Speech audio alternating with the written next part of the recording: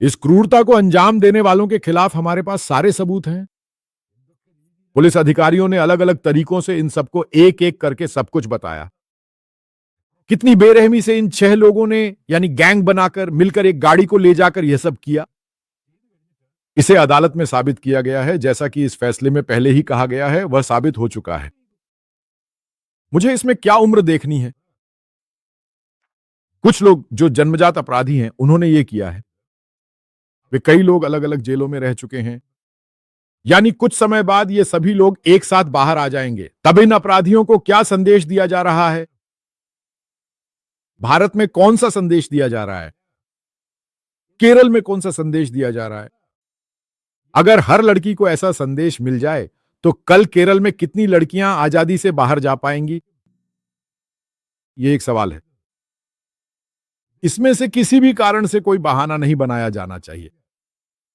इसके खिलाफ पी राजीव क्या कह रहे हैं, सुना आपने? मरप्पोटन संतुष्ट है। किस बात से संतुष्ट है?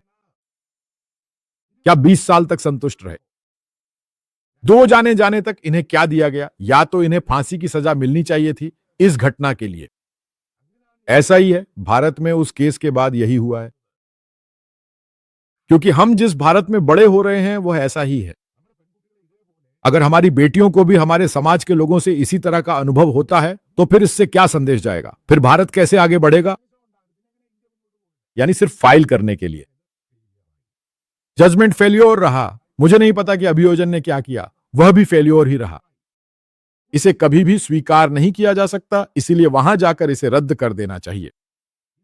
यह कोई मजाक नहीं है। अगर सरकार जहां तक भी जाना है वहां तक जाती है तो उसे वही करना चाहिए जो किया है। इसके लिए समर्थन करने वाले कई लोग हैं। अब अडूर प्रकाश और कुछ अन्य डिग्रीधारी लोग भी। मुझे लगता है कि हमारे आम समाज को भी यह समझना चाहिए, यह आप लोगों के लिए भी एक समस्या है। किसी भी कारण से हमें गलत के साथ खड़ा नहीं होना चाहिए। हमारे पास अब पुरुष का न्याय वगैरह सब है, लेकिन जो सबसे बड़ी क्रूरता दिखाई गई है वही है। हमें उसका समर्थन नहीं करना चाहिए। कल वही चीज आपके जीवन में भी हो सकती है। यह एक संदेश है, बस ऐसा ही एक।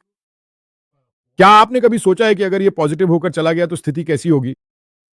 यह कहां जाकर रुकेगा?